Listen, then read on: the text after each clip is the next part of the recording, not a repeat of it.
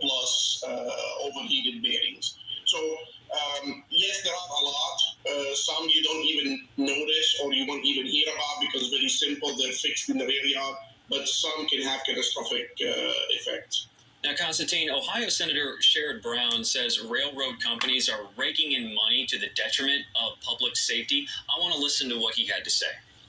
The railroads continue to hold back information. The railroads continue to enrich their executives at the expense of public safety and public health and lay off workers and compromise on safety. So the fact Ohio's now had 4 derailments as of yesterday, 4 derailments in the last 5 months. East Palestine was the most serious, but we still have questions about these other derailments too. He's pretty critical of the railroad companies themselves there. Your response to the senator's comments? I mean, I do agree in some senses that kind of the railroads are using outdated technology to monitor the condition of their bearings and wheels. Hot box detectors have been in use since the 1980s. They're really outdated. They actually are measuring temperature, which is not even the correct metric to look at the condition of bearings and wheels. Bearings and wheels are rotating machinery.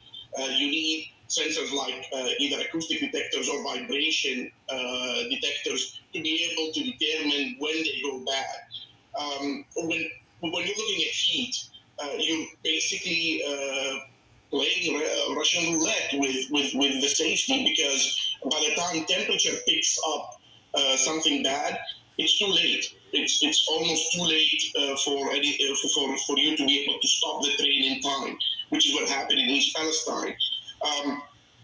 They're continuously going to larger number of cargo, like meaning, we used to have 100 cars. Now we're going to 150 and 200.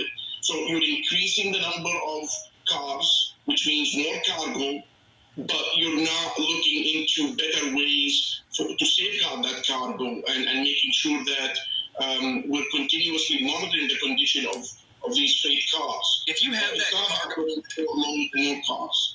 I'm just curious, if you have more cargo like that, does it make things like just simple slowing down, stopping more difficult? Of course.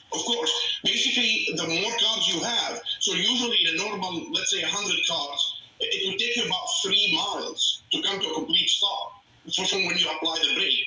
Now, the more cars you have, of course, the more distance and the more violent the braking. And of course, that violent braking, especially if you have a bad bearing, it's just going to aggravate things and it's going to cause that basically cascading effect. So, of course, yes, I mean, more cars, we're not set up for more cars. And if you are going to more cars, you need to increase your safety level. We just can't keep on using outdated things from the 1900s to monitor more cars, more cargo, higher speeds. So how much of a role does the government play then, or should the government play in creating and enforcing new safety standards? Of course, in this instance, it was toxic chemicals on the train, which turned out to be terrible for the people in Ohio. But there's also the 2015, the Amtrak train that derailed and killed 8 people that were passengers. So there's certainly a wide array of different things that are being transported on these trains. So how do you standardize the safety for everyone? I mean, there was a big concerted effort in the past decade to put in PTC, Postal Train Control, and everyone worked together. The FRA, the AAR, the government, basically the railroads, to enforce the PTC, the Postal Train Control, and we did it, right?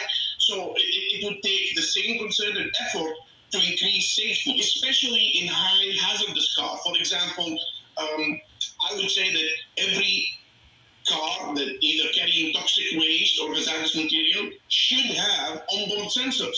We right now have technologies that can monitor the onset of failure on a rolling element.